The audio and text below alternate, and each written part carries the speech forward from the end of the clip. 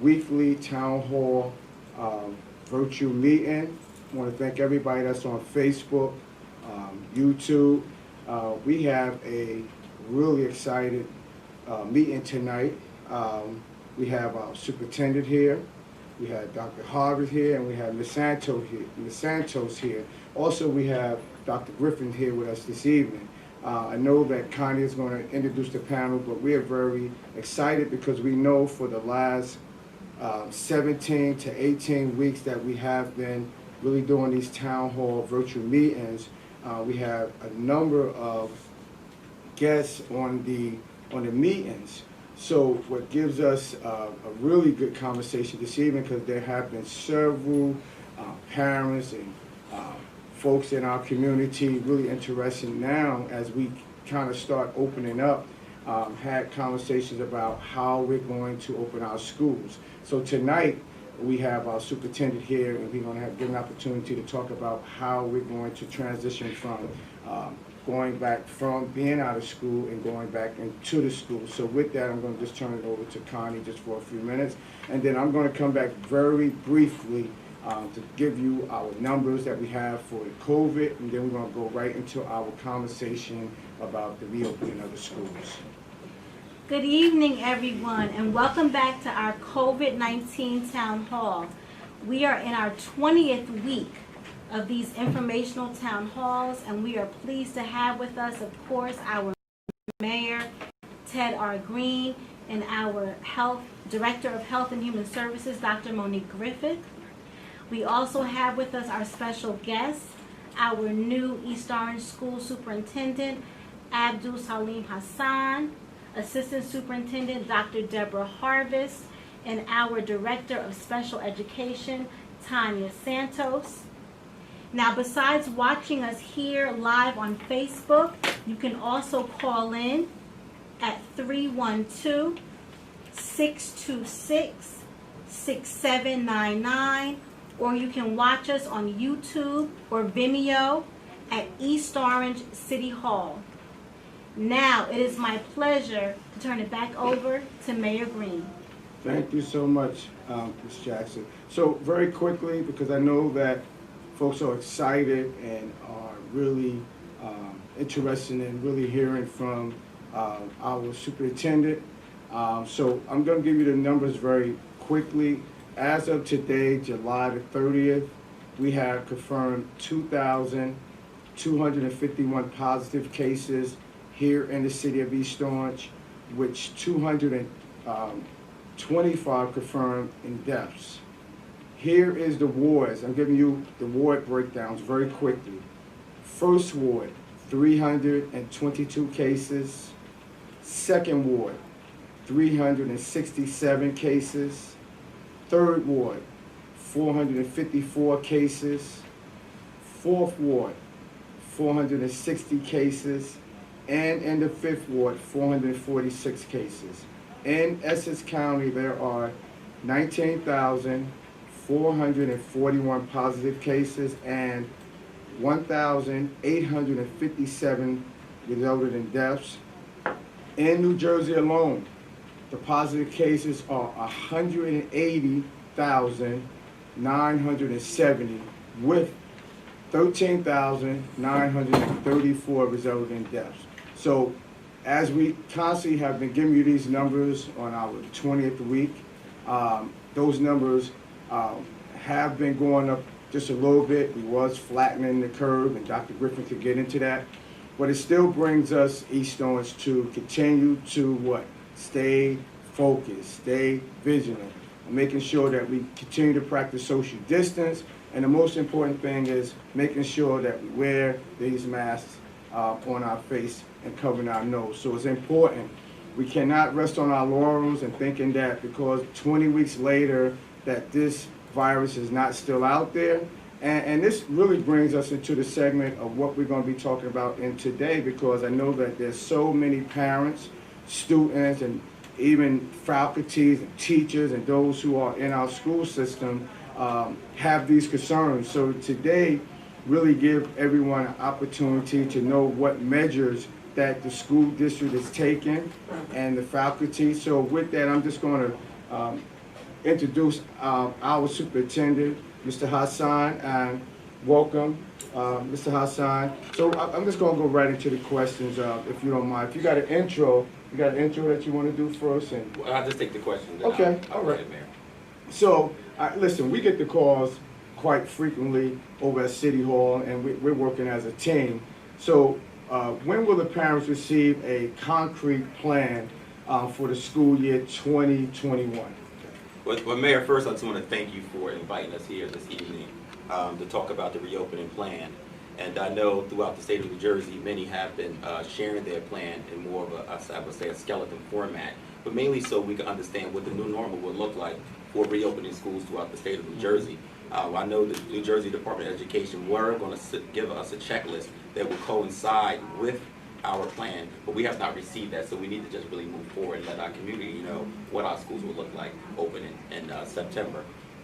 This work could not be done without many stakeholder engagement, so I definitely want to thank the East Orange Board of Education for their collaboration throughout this process, because that could not be done without that level of support. I want to also thank the community stakeholders who, via different levels of engagement, provided input via surveys and other ways that we allowed to communicate through Zoom, etc., because of the new normal we're dealing with right now. And this work could not have been done without the East Orange Education Administration as well as the East Orange Administrative Association, because they plays a major part in this whole process. As we all know, teachers matter through this whole process. Yes, Without these yes. teachers, we cannot get this work done. This is a heavy lift for the whole state of New Jersey, as you see throughout the country.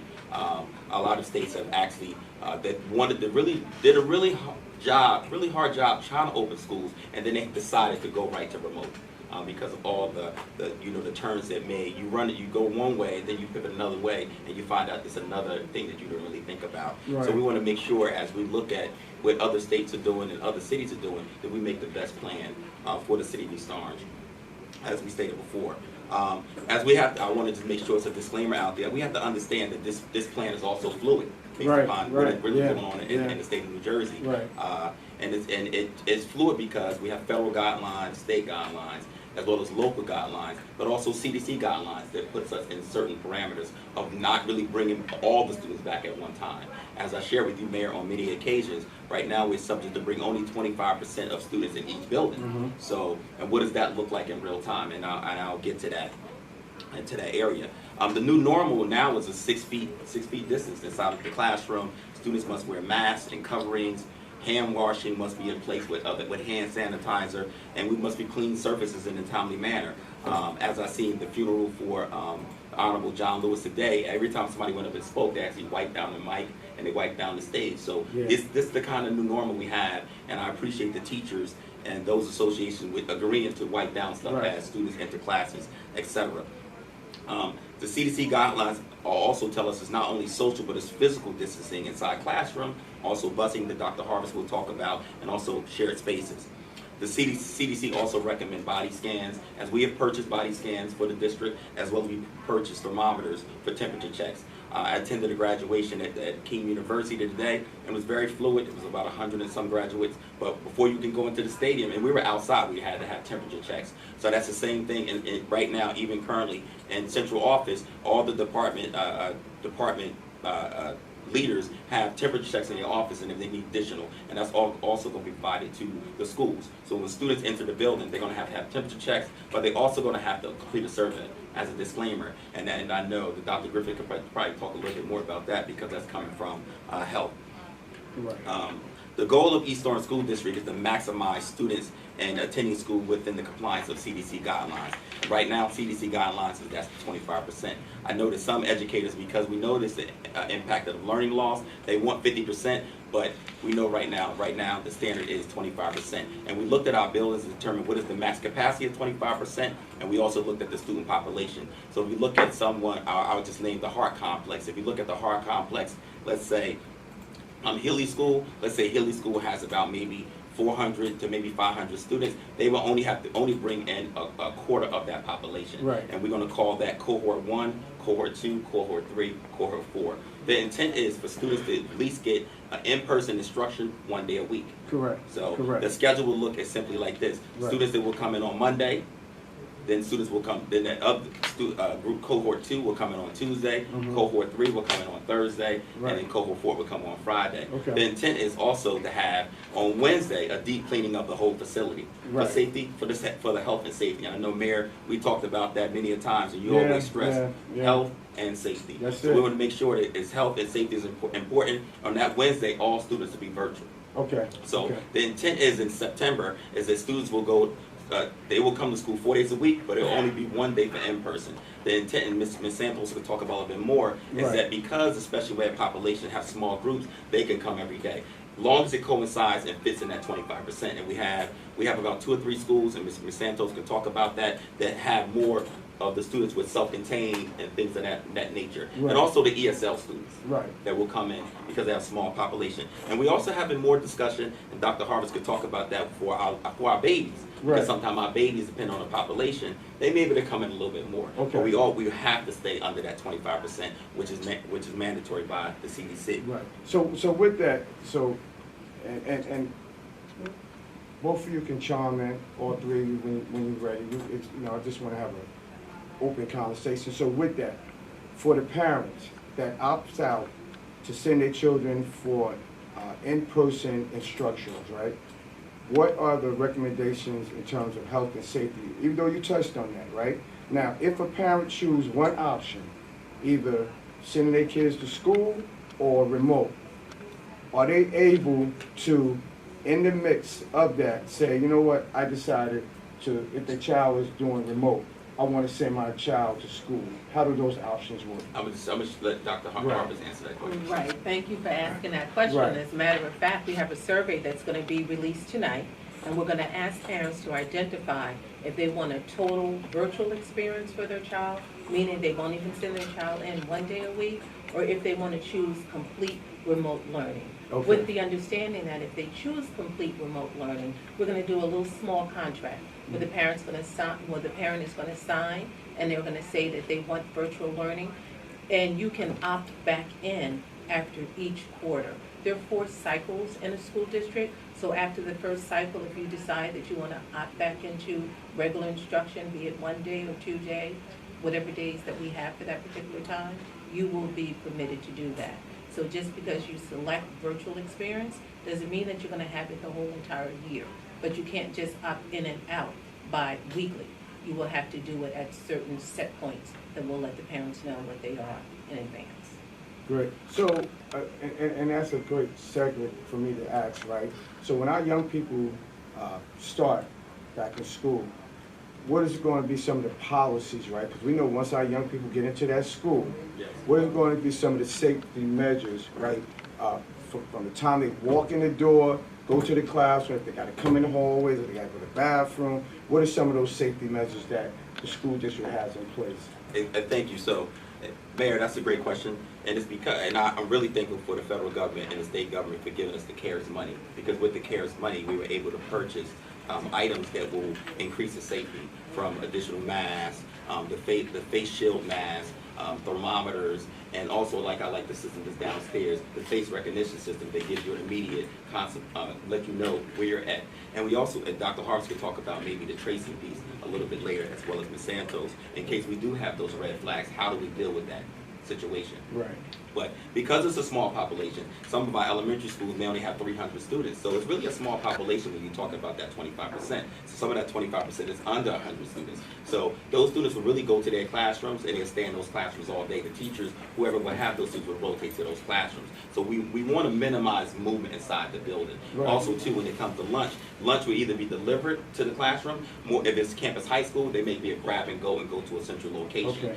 We always want to make sure that we maintain physical and social distance throughout the building. So the principals will receive more guidance, as well as they will collaborate to talk about different ways they want to achieve that. The state has also put out what is called the Road to Reopening Schools, the pandemic team. As you know, Mayor, in the past we had the school safety team. So now we're transitioning of a school safety team to a pandemic team. And as those pandemic teams meet, they will discuss what the structure of that school looked like and the protocols.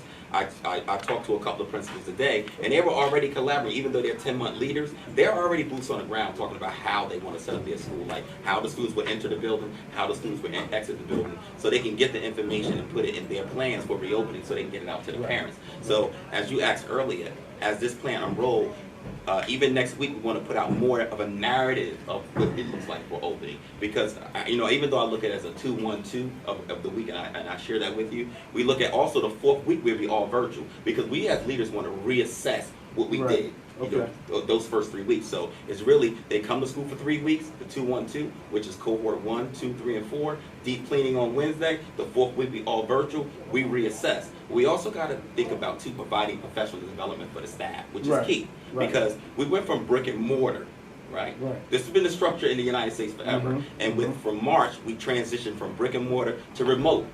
Now it was seamless. We do thank the leadership in East Orange and the Board of Education for their seamless process, and the leaders throughout the state. But we also still need training, and we know that's sustaining training. So we want to make sure we're adding that kind of pedagogy, so many can understand to be more effective in that space. So I want to hold all of you there right now, right? So we just talked about the student safety, and I'm quite sure, again, when we talk about the teachers, the faculty, the maintenance people, the groundsman people, what is put in place for that group in terms of safeness? Because we just talked about the kids, because we want everybody safe. Let's put it out there in the air. Everybody we want safe. It's not just one particular group. We want everybody to be safe. So in terms of the faculty, the teachers, the principals, what plan is in place for them? Dr. You want to take that? Well, we have the PPE for all of our staff members, so we do have the mask. We're providing them with the cloth mask. That's mandatory that our staff have to wear. One of the things that we're doing each day, we're taking a temperature check, and this is for students and staff. Now with staff, we've already told them if their temperature is at that certain level, that they will not be permitted to come into school on that day. With students, we're going to identify an isolation room in each one of our schools, and that student will be there with an adult, probably the nurse or someone, until the parent is able to come and pick the student up. So that's the first point of contact. Any type of equipment, shields, helmets, different equipment we have purchased for our people who are on the front line. Our nurses have the face shields, so they will have that. We are in the process now of putting the final touch on our policies that we're going to be rolling out during our next board meeting. And one is going to be contact tracing. I'm going to be working with the nurses and all of the guidance counselors. And because we're going to have a cohort that comes in each day, teachers will know where the students are seated. Because we have limited movement in the building, teachers will know who's going to the bathroom, when are they going to the bathroom. So if we do have any incidents with students or with staff, then we're able to find out who did they come in contact with. So then we can call Dr. Griffith, who I've been working with for the past couple of months. I mean, I just thank the city so much for having someone who is able to work with us at the schools, because this was brand new for us. So if there was ever a problem, all I do is make a phone call, I get an answer almost immediately. So we'll be working side by side with as new things come up and we don't have the answers. So we don't do anything at a whim. We always check to make sure we're doing the right thing. Right. What type of action plan do the district have in place? So you almost really answered. I just want to make sure that those out there on Facebook and YouTube that's listening, do you have in plan? So if a student walk into school and tell one of the teachers, this weekend I traveled to, and I don't like to use Atlanta, because but I went out of town, and there's a possibility that I may have COVID, right? Do the whole classroom or do the whole school have to quarantine? What is the plan? And that's just a question I'm throwing out there, because people ask me these questions, and I just want people to hear what plan that the school district have and how we're going to deal with that, and also our health officer. Right. I think it's a great question, and I know that it's a question that a lot of parents would be curious about. Dr. Harvest was talking a little bit about contact tracing. So when we're talking about quarantining, it's not guaranteed that an entire classroom or an entire school would need to all of a sudden go home and quarantine. It really is contingent upon the outcome of contact tracing, because quarantining anyone who comes in close contact with an individual who tests positive. So if you're in close contact, meaning if you're within 6 feet for 15 minutes to the individual who has either traveled out of state or has tested positive, then we would have to go through that process of interviewing, and the individuals who are at high risk for also contracting the virus then would have to quarantine. So it's not guaranteed, given the other protocols that are being put in place to maintain physical and social distance in the classroom and also within the building, that everybody would need to quarantine. That would be an unusual situation. Wow, yeah. I think that's important. I mean, we constantly get those calls and people are concerned about it. So we have 23 schools. I know a new school is coming up online. When y'all start the meetings, are you going to have, each school is going to have a meeting, or are you going to do everything together? I know y'all put out surveys, right? And I know how important that is for the surveys to come in, because that gives y'all data on what people are thinking. So when the school do open, all 22 schools, is it 23 or 20? It's 22 schools. Right, but the new school open, that's not 23? We're closing. Oh, we're closing one? Yeah, we're closing. Part of it's moving into the y'all heard final that, building. one, it's Right. 22. All right, but would you have individual meetings at each school, from elementary, grammar school, all up to elementary school, junior high school, then the high school? Is it going to be separate meetings at 22 of the Yes, schools? because like Mayor, we talked about earlier, is that through Governor Murphy's guidance, through the reopening plan, each school is required to have a pandemic team. So in that pandemic team, they will create the plan that's ordained to that school, and that's what we want to be cognizant of, because then when the stakeholders meet, and then they reach out to the community stakeholders and figure they'll have that level of engagement. So each school, but we will also have district meetings, like we had the pandemic crisis team for the city. We also have the central office pandemic team as well, to discuss concerns for the districts, to make sure we're always looking at safety and security, and also looking at making sure we're providing the right level of academic support to our children. So I wanted Ms. Santos just to talk a little bit about how we will service the special ed students. Go ahead, Ms. Sanchez. Good evening, everyone. Thank you for inviting me. I think everyone knows that I'm the Director of Special Education Services, and this is unique for me, but it's not so unique for me. I actually have an area of education where, before I can open a classroom, we look at square footage. So I approve a classroom, let's say it's for autistic students. There's a maximum number of students that can go in there, so you will never see more than 9 in the classroom, and the square footage is in such a way. So I can't open a classroom in just any space. So you often find, if you're walking to school, you'll see a classroom with fewer students in there. During a normal situation, that's the maximum amount of students already.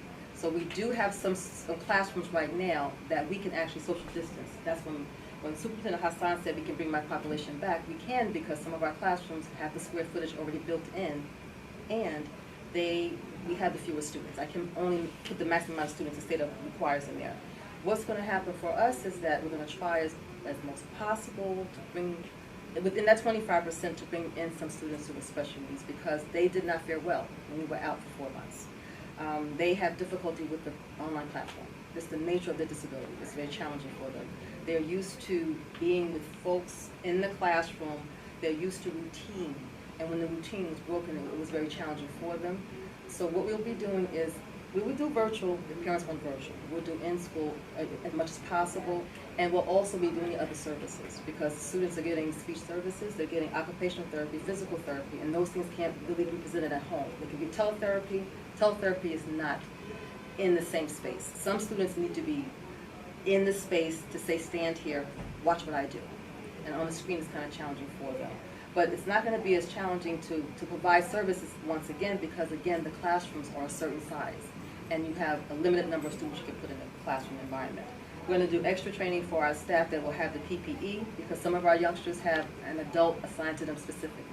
That adult has to be in close proximity. So we have specialized PPE we ordered for them as well. So we're taking all of considerations. So Ms. Santos, and thank you for that, because we have a couple of Facebook questions. Connie's going to ask, do the question, and then you can answer, because the people on Facebook are asking questions. Sure. So on Facebook, the question for Ms. Santos is, When special needs students graduate from elementary, middle school, and then transitioning into a totally different school, how will the new case managers receive the IEPs and evaluations, and how will parents know who the case managers are? Great question. This procedure is the same, doesn't make a difference about pandemic. When we have youngsters transitioning to a new school, which could be before they graduate from elementary, middle school, we have an electronic system. Our IEPs are electronic, so in the system, as a director or my assistant, we simply switch the case over to the new case manager of the new school. And the teachers have access to that information, as well as the Child Study team members. The team members do an introduction in September to their parents. So they come in, they call parents, they send out letters introducing themselves as the new case manager. Now, the one thing we were not able to do in a procedural manner like we have been able to do was when we ended school. Oftentimes, our parents know their children are transitioning to a different program, and they are able to travel to the school, see the new program, meet the new principal. That did not transpire because we were not in schools. But the parents have an idea by the notices we've sent. They can look online and see the new principal online. But they wouldn't, physically go into that site was a challenge this year. But our Child Study team members introduce themselves every September. Great. Do we have any, very quick, do we have any more Facebook questions? Well, actually, we do have one for Dr. Griffith. Please clarify what you said earlier about the 15 minutes and being around someone when they have a mask. You talked about that related to the students. That needs clarification. So that discussion pertained to quarantining and what the state defines and even CDC defines as what close contact is. So when there is contact tracing, when there is an individual who has been identified as either high risk or testing positive for COVID, you generally will quarantine, or those who are in close contact with an individual who tests positively would need to quarantine. And whether or not, in many cases, they are wearing masks and taking precautions, it's that close contact for a prolonged period of time that is significant. So the close contact is defined as being within 6 feet of another individual who is and has tested positively for 15 minutes or more. Great. That's great information. So let me just ask this question. In every school, infrastructure is different. Some are older than others. Some have the capacity to hold more students while others do not. How are we going to determine how many students and desks can fit in a classroom in order to maintain social distance? Hey, thank you, Mayor, for that question. Yes. And that we did discuss before is 25% of the population, Okay. but we also bringing the students back in phases. So Right. when you talk about cohort 1, that's a cohort of group of students. They only come that one day, that week, and then consecutive the next day is cohort 2. So that leads into the classroom. The classroom, based on what Ms. Sampson was talking about earlier, based on the average square footage of our classrooms, we would be having an average of 15 to 16 students. And even working with CDC and health, we will set it up where those students will be in rows, 6 feet apart, and also still wearing their mask. But I also want to stress to the parents too is that if their student come to the school without a mask, we will provide a mask. So we make sure when you talked about earlier, and I was sharing information about CARES, we was able to get money from CARES and also purchase masks. Right. And not just for the middle school students, but also for our babies as well. So we took care of that for our staff as well. So if staff need a mask, we have masks for them in place. So, and with that, and we want to continue to limit movement in the building. So we won't be using the whole facility now because you're only using 25%. So with that 25%, again, if you look at the average middle school, about 400 students, or elementary school, there's only 100 students coming to the building. So they won't use the whole facility. And I like that question because it allows that classroom they use on Monday, they can use a whole nother set of classrooms on Tuesday, and a whole nother set of classrooms on Thursday, and different on Friday. So that means that those students that cohort is mainly only using those classrooms, which is a beautiful thing. And it's also, to stress, health and safety is paramount for the teachers and for the students. For Mr. Hassan and the parents, it's really important to know that in East Orange, we don't exceed 15 students in our pre-K classes, We do not exceed 21 students from grades K to 3, and from grades 4 to 12, there are 25. We do not exceed 25 students in a class. So when you talk about that and you break it by 4 cohorts, you see that you don't have many students in the school each day. Right, and thank all of you for that. So, you know, question I want to ask also, because I know there's folks out there want to hear, how do the school year look for our athletes? You know, what plan is in place? And we know we watch TV every day. We're watching the governor, we're watching the CDC talk about, you know, limited sports. But where do we look at in terms of our athletic youth this year in the school? So right now, Mayor, the athletic program, according to NJSIAA, who governs the state of New Jersey sports, they give a green light for students to start practicing. But practicing right now is conditioning right now, because they're still trying to figure out which way are they going to have a real season. They're projecting a season probably to start in like October, and it's a modified season. And it's a lot of impacted variables, because even just today, it was in media that 15 students at Rutgers University tested positive on the football team. Right. So when things like that happen, it kind of push it back. Initially, when I first started this position 3 weeks ago, they said they was going to start mid-September with games, and then they pushed them back more. So it's still a lot of conversation with NJSIA, but they're trying to be advocates for the children to play sports this season. But it's going to be a modified schedule, and they're going to work on something with the championship, but that's all governed by NJSIA. And as we receive information about that, we're going to share it with the parents as well. Great. Also, talk about very quickly, because I know that since this pandemic started, all of us somehow we're walking in the room, and first thing we say, where's the ventilation? You know, but 5 months ago we ain't asked for no fan or air conditioner or nothing. But people are concerned about that when kids are in a classroom in terms of the ventilation and circulation. What do the school district have in plan in terms of, if there's no ventilation in the class, what are we doing in terms of making sure the kids have ventilation? Well, the systems right now, the systems are similar to most places when it comes to the HVAC systems. One of the things we're putting in place is to change the filters more often because most filters go for like about 90 days. So we want to change the filters more of 30 to 60 days to make sure we're cleaning the filters for the staff. And then if there's areas of concerns, I already talked to the principals to look at either purchasing through the CARES money, air purifiers for some of the rooms that have some levels of difficulty. So in that safety, that's part of that pandemic team of having those real tough discussions. Right. Because even though we the governor's given us the directive to open schools, but it's still tough questions that we have to talk to ourselves to make sure when we bring students and staff into buildings that it's all about health and safety. Right. And that's the intent.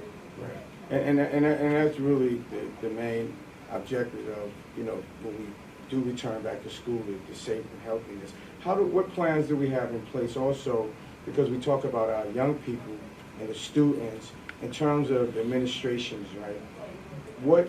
What responsibilities do they have also, because just as well we want to constantly tell our young people to, stay vigilant, wash your hands, wear the mask, practice social distance, but the adults got to do the same thing, because when the adults leave on a Friday and come back on a Monday, they also have responsibility in letting the school district know if they went somewhere or was a group of people. So what's in plan in terms of the administration, in terms of a mechanism saying they have to make sure they keep themselves safe also? I would just want Dr. Harms. Right, so currently we've started this already. Every day our staff has to fill out a questionnaire, and the questionnaire will ask them, have you been around anyone who has this COVID positive? Have you traveled outside of the state? Do you have any of the symptoms? So a lot of the onus for that piece, that's on the staff. We do have someone who kind of screens the forms that they fill out, and this is done daily. We're going to be doing the same thing on a modified basis with the students as well, and explaining this to the parents. It's really all about communication. As a district, we're setting up the district-wide procedures and policies. We will roll those out to the district administrators, and then they will also share those policies with their students and with the staff. It's going to take everyone. I mean, we ask for everyone's patience, we ask for everyone's cooperation, but it's really about communicating and making sure that you're having conversations with your child about how important it is to take part of the hand washing and wearing the mask and all of those different things. And Mayor, if I may, can I Yes. have Ms. Santos just Yes, talk well, about chime right in. the nurse's role in this whole Okay, process? Ms. Sampson. Okay, every school nurse will be, of course, an important member of the pandemic team. The school nurses, there's one per building usually, in some buildings there's two. They are the health officers, so they've always had a key part in keeping the community healthy. They have specialized training. We have a partnership with the Department of Health, and our health office gives us information also. But what the nurse is going to have to do is that person is going to be the person who gets the referrals. So let's say we have a staff member or student that presents at the schoolhouse, at the door, with an elevated temperature. That person is going to have to be referred, and they have to be referred to a healthcare professional, so the nurse will see that person. And they will also be asking further questions, and possibly, if necessary, may ask a parent to pick their child up to refer them to a pediatrician, or may have a staff member that has to be referred to their own primary care physician if they happen to have other symptoms. So our nurses are going to be receiving the referrals on a daily basis. And they will be very, very, of course, confidential in their servicing of, but they're going to have to also be part of the contact tracing because we need to make sure everyone is safe. All of our nurses are going to be trained when they return. We have a nurse and a physician that are going to be taking care of our staff right now at central office when we open up. We open on the 3rd, which is Monday. Great. That's good information. When the school do open up, are parents allowed inside the school, just say if they're dropping a kid off, or they have to drop them off at the door and then keep moving? How is that process going to happen this year? I'm going to be honest with you. Right now at the Board of Education, when we will open next week, we're going to have an appointment only. We're going to have people coming in with appointments, confirming that you're going to be there between 10 o'clock and 10:15 for your appointment. We're going to have to get to a comfort level when we can welcome the public just streaming. So I think the same thing's going to have to happen when school opens. If mom forgot to give Johnny his book bag, of course we could bring it to the front door. Where security is, they'll take it, they'll get it to the child. But we may not have mom traveling the building. Okay. Because it may be unnecessary to screen her and so forth. She may be comfortable with us taking it to the classroom. But I don't think we're going to have a lot of movement initially because we can't. We have to be very careful. If we have a cohort coming a day, that cohort has a staff attached to it and not others attached to it. Mm-hmm. Great. I know that the students have the parents rather, have an option to either, like I said, remote or in the school. Do the teachers have the same option? Do they have an option to say, well, I'd rather do remotely or I'd rather be in the school? And that's just a question that we put down here because people have been asking us. So I know y'all guys are the experts, so come on. That way, hey, they out there. Well, Mayor, under the Families First Coronavirus Response Act, we are obligated to provide sick leave and expanded sick leave under FMLA for teachers who have underlying conditions. So that's what we're working on. We did hear things that are out there that teachers have options, but that has not been written to us in narrative. So right now, teachers have to come to work. The governor says we have to open up schools. They got to come to work, just like the principals have to come to work. We have to do our best with trying to, like Ms. Santos talked about earlier, we have to learn to feel comfortable in this environment because we got to teach our children. Yeah. Our children are experiencing a huge learning loss, and that's throughout the country. We can't even talk about the inequities between urban districts, rural districts, and suburban districts. Kids are experiencing a learning loss. So some students learn better with some level of in-person contact. Yeah. So this is the step. So just phasing the students in, giving them their computers, all the things that we need to take care of, meeting their teachers, all those conversations to do check-ins of what we're doing right now. And it's a phasing for the month of September. And also trying to understand that we also need to make sure that we're providing pedagogy for our staff so that like that 4th week, we're all virtual. So we can reassess and look at what we did and was it implemented properly. So when we look at the month of October, we want to keep the same format, but we also want to improve upon what we didn't see in September. So if you look at 3 weeks, a month, you're talking about 2-1-2 with Wednesday being a deep cleaning and virtual, the last week being full virtual, and it mimics that. So that gives also to address some families with child care issues and things of the like. Because we also have to understand, throughout the state of New Jersey, districts are having different ways of doing the reopening plan. So it's impacting our staff as well. And we have to be sensitive to our staff. Listen, And that is why, we want to look at also having abbreviated schedules for the staff, which I want to, I want to share too, because the traditional way of schooling, of having a full day may not look the same as it looked in the brick and mortar. So we're going to more or less have an abbreviated day so they can do what they need to do. And maybe sometime as we move forward into the October time frame is having the students come in a certain portion of the day, go eat lunch, and go home and get back online. And learn that way as well. And along with that, Mayor, we also understand, yes, there's an academic loss, but we have to think about our kids, our staff, they were traumatized. So what we've done for the month of September for about 6 weeks, our guidance counselors and our social workers within the East Orange School District, they came together and they developed a social emotional unit for our students. So we can't pretend that this didn't happen. We got to talk about it. Some people lost people that were very close to them. We have to give them the opportunity to talk about it. Share your thoughts, share your feelings. We can't just walk into school like this never happened. We have to be able to talk about it. How do you feel? What do we need to do? Give our students and our staff an opportunity to express how they felt. So we are going to be providing that opportunity as well. And Dr. Harvey, thank you very much for that. During our regular town hall meetings, we had social workers who came on, counselors who came on, because we even knew how important it was, even as the mayor and the East Orange City Council and our director, how important it is to really see how people was feeling. We quite often on our weekly meetings ask people, do you have anxiety, or are you stressing?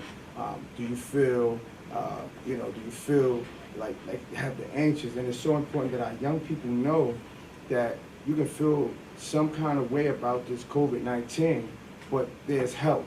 And there's people out there that want to talk to you, because you're right. Listen, many of us lost a lot of people, right? Close friends, I lost my mom March the 8th. Many of my friends, our young people knew somebody. And now you look at what's going on again as the district try to reopen, and there's people still being hospitalized, there's people still getting infected, and there's people are still dying from this COVID-19. And I guess that is going to be so important when our young people come back to school. Not be afraid to say, hey, Ms. Santos, Mr. Hassan, Dr. Harvard, I need help. Right. And that's what we was expressing so much to people out there. Don't feel like you're different because you're asking for the help, or you're asking for, like, I know I feel some kind of way, but if I go to somebody, first thing people will feel that something's wrong with me. So that is great that y'all did that, and y'all should just continue that, because there are people out there that really need somebody to talk to. Is it possible yes. for maybe Ms. Santos to talk a little bit about the general process? If a student is struggling, if a student is feeling anxious, what do they do? Because there's students who have IEPs, right? That may already be identified as having anxiety or other types of conditions that may lead them to be more prone to developing anxiety. But what we're talking about is the fact that we're operating in the midst of uncertainty, right? Pandemic. And so there are going to be many students who may not have IEPs that are experiencing anxiety, and that's a normal reaction to what's going on. So if there's a student that was not already identified by, the special education team or special services team, how would they access that support? Dr. Harvest mentioned the social workers and the school counselors that she's talking about are not child safety team members.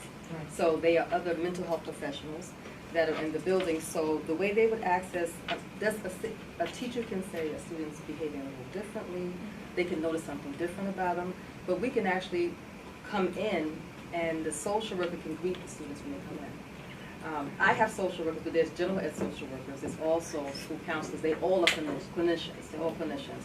And they're going to apply this plan they put in place to just reintroduce everyone to the concept of being in school. And there's going to be a discussion about it. So the talk is going to be group-like.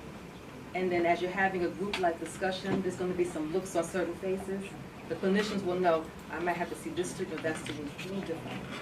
And they would touch base with the parent, and the parent might simply say, well, yes, we had some, a couple of people pass away in the building, in our family, and they know the neighbor, so my child's been suffering a little differently, so they'll create a plan to see the child for counseling. It doesn't have to be a child and teen referral. This right here is social emotional, it's just dealing with trauma. Yeah. Dealing with trauma. And we trained all of our guidance counselors and social workers on first aid mental health. Yes. So they're very trained, they're used to this. Even last year, as we sat home, our guidance counselors and our social workers checked in with the students. They checked in with the teachers to find out how the students were doing. They gave them an opportunity to meet with them one-on-one to talk about how they were feeling. Yeah. While we were remote also, the school psychologists also trained. They also did workshops for the parents through Zoom. Yeah, Wow. we did one. We did it Wow. on the topic of mental health and anxiety. No, because listen. we had to think about the parent. If you're going through trauma when you can't work, take care of your family. Yeah. So that was a traumatic piece. So as they were doing their daily check-ins, they had a group of parents who were saying, they knew where the food was, they knew where certain resources, but they were like, when am I going back to work? They were traumatized themselves. So some of our parents needed some support. Yeah, I really commend all of you for that effort because, as you said, we went from going to work, sending your kid to school, 7:30 in the morning, they get out at 3 if they was involved in any sports. But then we went from, especially if we got 3 or 4 kids, now you home with them all day, and it's constantly, you become like that. Now you're already a parent, but then you become like, what do I do? Especially when you've been working 15 years, 20 years, 30 years, like all of us. If I had, I know my grandson, boy, I'm like, come get your son. But you realize you go into a whole foreign thing in your life because now I'm there from morning to noon to midnight, whatever, you there. So you have to adjust your whole life. And then we know kids, right? They eating all day. Then you got to find activities for them. Then you got to find this for them. Then imagine if both parents home all day. And then during that time, we couldn't really do anything. It's either you go in your backyard or you come on your front porch. That was it. So that is good. And I think that all of you should continue that, especially during the school, just because a lot of kids are going to be affected by it. Connie has a Facebook question. What is it, Connie? So we've responded to some questions from teachers and parents, but there are some employees that have questions.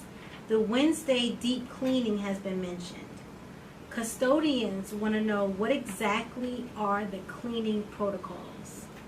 I'm glad you said that because that's where I was going to go. I didn't want Go to ahead, yeah, go ahead, man. It's an so open conversation. every day during the school week there'll be surface cleaning, and our director of maintenance will give guidance on what that deep cleaning looks like, and it's very specific. We already have it, what we want it to look like, and so it'll be surface cleaning and also deep cleaning on Wednesday. And I wanted to, Dr. Harvest, just to touch on, when it comes to cleaning, we're talking about also students eating in the classrooms. Okay. That requires certain things. And so Dr. Harvest can also just talk about what that would look like, because now we're moving from a cafeteria to what cleanliness and sanitation looks like inside that room. But also, can you talk about a little bit about busing? Right, so let me talk about transportation. We're very limited on transportation in the district right now, but the majority of the students who are transported are from the south side of town to the complex and to Tyson and to STEM. So we need to make sure, and we're going to get the message out to parents, that your child will not be able to get on the bus without a mask. That's straight. The child has to have a mask in order to get on the bus. The other part with that, we contract our transportation out with the Essex County Commission, and we have informed them that those buses must be sanitized each day, from the morning until they come back and they transport the students in the afternoon. If some of the parents might remember, there was a time that students could go to whatever school they wanted to go to. We are back to neighborhood schools. As such, we won't be transporting students from school to school. You have to attend the school in your neighborhood. And if there's one passionate plea that I can make to parents, it's that please make sure that the school has your correct address, your correct phone number, and your email address. We do a lot of communication, and a lot of parents are telling us that they're not receiving it. And it's because they might have moved, they forgot to tell us, they changed their phone number. It's so very important that we have updated information, especially in times like this, because we need to be able to get in touch with you at the drop of a hat. So we'll appreciate you helping us out with that. So Mayor, also too, with the deep cleaning, is that we also, and we sent it out today, we got the sprayers that you've been seeing across the state where the custodians, so right now they're receiving training on that. So one of the questions always came up, are the custodians receiving training? Yes, they're receiving training because COVID is new to everyone. So now we're trying to make sure that we provide the best training for our custodians. So when they're doing the surface cleaning or the deep cleaning, they're using appropriate chemicals and they're doing it in an appropriate manner. So that's one of the things. Right. We also have, through the summer, and you know we have a lot of old buildings. Yeah. So through the ESEP, that we've been replacing a lot of things. When you talked about the HVAC system, some systems currently right now being replaced. And anything that's inside walls that need to be removed is being removed. So that's in progress. And if you, as you drive around the city and you go to different schools, you'll start to see those type of things that's in place. Yeah, and I think that's important. And the reason I put that out there because I know that the more we put out there and the parents are listening, they have the question, they have the answer. So now they know what's going on. Because a lot of times we get these questions, so when you hear me asking you the question, it's what we get them. So we just want parents to know that we're being very transparent, that our school district is being very transparent. So when they send these questions to me, I kind of want y'all to answer them because a lot of times they're asking us and I don't have all the answers. We want to work as in a partnership. Listen, there was a lot of questions, a lot of information that was provided this evening.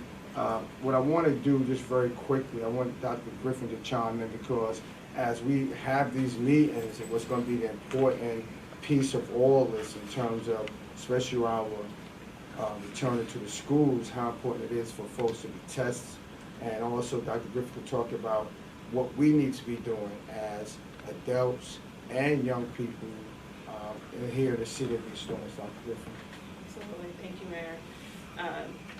I'll start with our kids first and the kids within the community because you heard Mr. Hassan talking a little bit about the changes in the school district. You spoke a little, or Mr. Hassan spoke a little bit about the fact that there are precautions that need to be taken.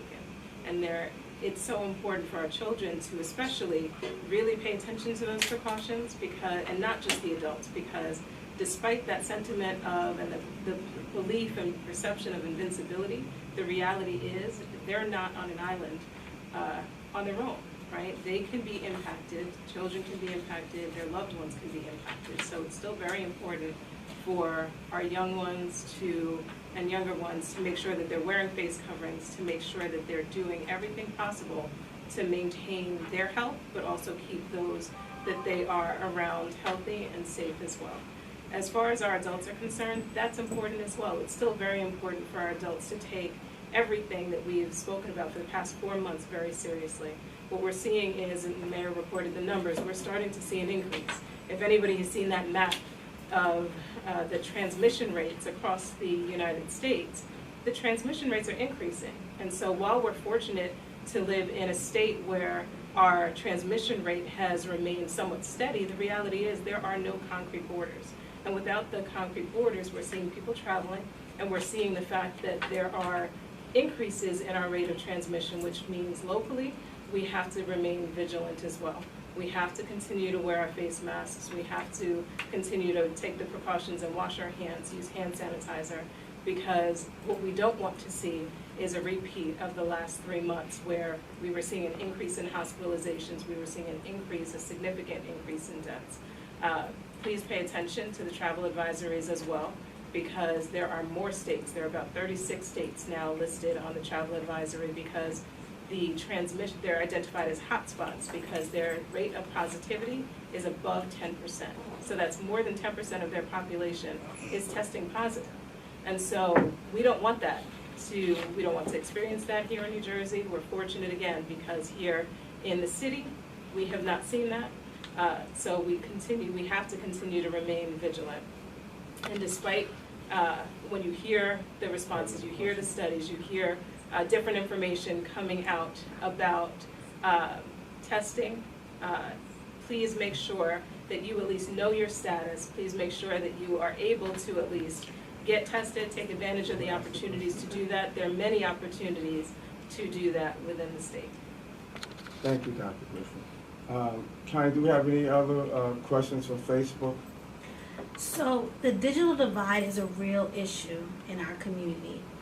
As we look to transition into a model of remote and in-school instruction, how can students get access to computers and the internet? Mr. Hassan. Thank you. Good question. I'm just really appreciative to the CARES money, because the CARES money is actually a huge help in dealing with the digital divide in the state of New Jersey. Just in my former role as assistant commissioner, that was one of the biggest issues throughout the state when it comes to certain communities that they weren't ready for, to go from brick and mortar to giving kids all computers. So right now we have ordered ample enough computers to make sure that we will be one-on-one. As everybody knows, we got to be flexible and very patient throughout this process, because I always say most of us are ordering the same product from the same vendor and we're waiting for it to come in. And we order it in a timely manner. So, our goal is to make sure that all our students in East Orange school districts have a one-on-one computer that they can take home, which is a Chromebook. So we're addressing that in real time, and that's already been on order. So that's the plan of action.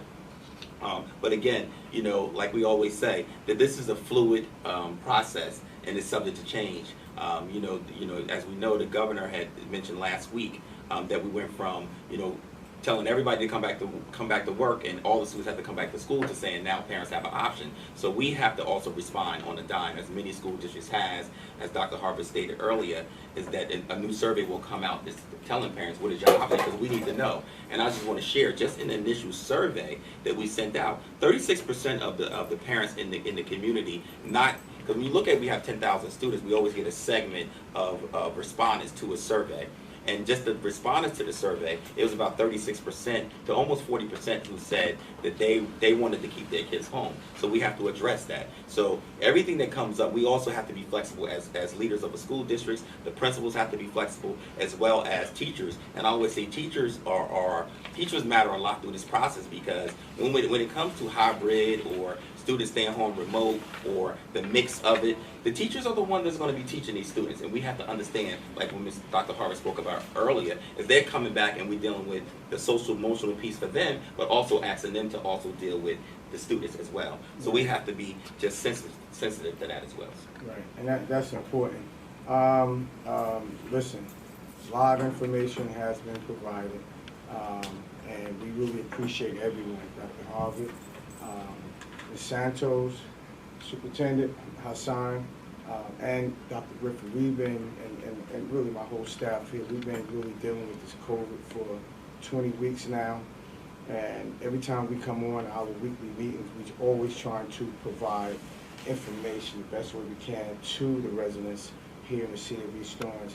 And as you said earlier, this thing changes every day. You have the governor saying one thing, and then we have to shift from, like you said, first you said everybody's going back to school, teachers, then you shift from, well, guess what, remotely, they have a choice, then y'all have to change your plan. So I get it, but we're hoping that all the parents that are listening, and all the teachers, the faculty, those who are part of the school district, the information that was provided this evening, we hope that many of you were able to come on Facebook and ask a question, and hopefully that some of the concerns that you have been having, that you heard it tonight from our superintendent, from Dr. Harvard, and from Ms. Santos. I know for a fact that if there's any concerns, any questions, where's some numbers that the parents could call if they have any concerns or any issues? What's the number they can call? They go right to the website, and the website provide all the information that's needed, as far as phone numbers as well as the email addresses to everybody who's on the panel, as well as any additional staff or questions. And we answer the emails in real time. We believe in trying to get back within 24 hours, but sometimes it's even sooner. I was actually surprised initially when I took over the role, is that when I looked at the email and I looked at some of the other superintendents, where the questions were, is because we answer the questions in real time, and we try to address their issues, and we try to give the best answer that we can give at that time, but we maintain positive communication. Right. So to all the parents that are watching, we're going to close out. We got a little time because we on Facebook, but I know that our superintendent talked about a survey, right? And then Dr. Harvard kind of mention that how important it is that the school district have your information, right? So if you was with Sprint and then you switch to Verizon, there's no way the school district is going to have your cell number. So what they're saying is that please update all your information so the school district can have the information so that when they send out calls, when they send out emails, please inform the school. It's so important because it's just like when we have these meetings, we send information out. And if we don't have your information, most of the time folks will say, I never got the information. But only way that we're going to be in partnership, and that means from the administration side, the legislative side, to our school district side, but also we're asking the parents to be those partners also. So as we close out this meeting, we're very grateful tonight to have this conversation because we knew that from the 20th weeks that we have been coming on, we went from telling folks about small business loans, where to go for food distributions. We talked about how to get tests at the testing sites. We talked about the process of re-entering back into City Hall, now re-entering back into our school system. We talked about the dollar amount out there for folks who needed unemployment. There was so many things we talked about in terms of we had to vote this year by ballot, how we're going to open our parks and under safety guidelines, so many things that we had to really pull together. And we all did that together. This wasn't just the mayor, it wasn't just the East Orange City Council, but so many stakeholders, the school district and so many people, the board members played such a vital role in this, our public safety. So as we closed out tonight, and I'm glad we had this conversation, the information that we normally give out about our parking, about our pools, what we would do tonight is make sure we list it so that way you'll get all those the information. And then we'll make sure the websites are posted. We'll make sure that the school district website is posted. But we ask you, East Orange, and we ask you parents, please make sure that we work together as a team. If it's something that you're not sure of, don't be afraid to call over to the school. Don't allow people to give you false information because sometimes when false information is out there, people ride on that and it's not even, true. If you have a concern about reopening, you heard it from our superintendent, you heard it from Dr. Harvey, you heard it from Ms. Santos, and you heard the information from Dr. Griffin, please call those individuals or call to the school so you can get the information. So as we close out, we thank you very much for joining us tonight. But before we close, if Dr. Harvey, you want to close out with anything, or Superintendent Ms. Santos, you want to close out with anything? I would like to let the parents know one thing. As we said, we're opening up the district on Monday, August the 3rd. Our enrollment center is open. You still can enroll your students for the 2020-2021 school year. You just call the phone numbers on the website, make an appointment. We're waiting for those little 3- and 4-year-old babies to register. So please come and enroll your students. I am one of those people who thrives over being around children, and I haven't seen students in a while. So I'm looking forward to the schools reopening. In whatever fashion, to see young people, to hear education discussion, to see bulletin boards, and also to have a communication with parents on the other side to talk about homework and certain things. So I'm looking forward to opening in some capacity. Superintendent? Well, thank you, Mayor, for and I think inviting us this evening to talk about the reopening plan and to give a little insight as the state of New Jersey is also changing on a dime sometime. And we know that we want to do what is best for our students from an academic perspective, from social emotional, as well as making sure we provide the right support and to address the digital divide. I can't not thank the Board of Ed enough. Also the stakeholders, like I said before, the EOEA and the EOAA for being very flexible, because we have to understand a lot of those staff are 10-month employees and not 12-month, and they've been receiving the calls and doing the Zoom calls. But safety is paramount for us, and we're working hard, but teachers matter, and I just want to share that. I can't share that enough. We're going to ensure that we try to set up a building that's very safe for students. And just to share that we did have a company that's coming in actually installing the plexiglass for all the schools. So and I find when I talk to other superintendents around the state, they're not even doing that. So I was really shocked. So we're doing more than some districts are doing, a lot of districts in a sense, because we maximize the use of our resources and our CARES money. So we can't thank the team and the Board of Ed enough for approving that so we can get this done, so we can make a safe place for our students to come to school. And thank you for that, Superintendent. So as we close out, you heard it from the school district tonight. I am going to ask Dr. Griffin to close out because we know how important it is when it comes to, we always talked about for like, again, 20 weeks, safe and healthy. Dr. Griffin, you want to close out with something tonight? Then we're going to close out. Yes, I think that it's important for everyone to just remain vigilant. You've heard the need about flexibility or the need for flexibility because things are changing. The pandemic is not over. COVID has not left the state or even the U.S. So it's still important for everyone not to get comfortable or complacent, but to continue to remain vigilant, pay attention to what you're doing, how you're moving about, any engagement, events, activities that you're holding. Just continue to remember to be safe, to distance yourself from other individuals, wear your face coverings, and just all together be safe. And we wish you the best as we all strive for good health. Yes, and thank the entire panel tonight. We're going to close out again. If you have any concerns or any issues, you know to go to the website for the school district. Also, if there's any concerns for the city of East Orange, please call the mayor's office at 973-266-5151 if we can be of any help. We thank you, East Orange. Hope the information that we provided tonight some help to all of you. With that, we're going to close out. May God bless you. May God bless your family.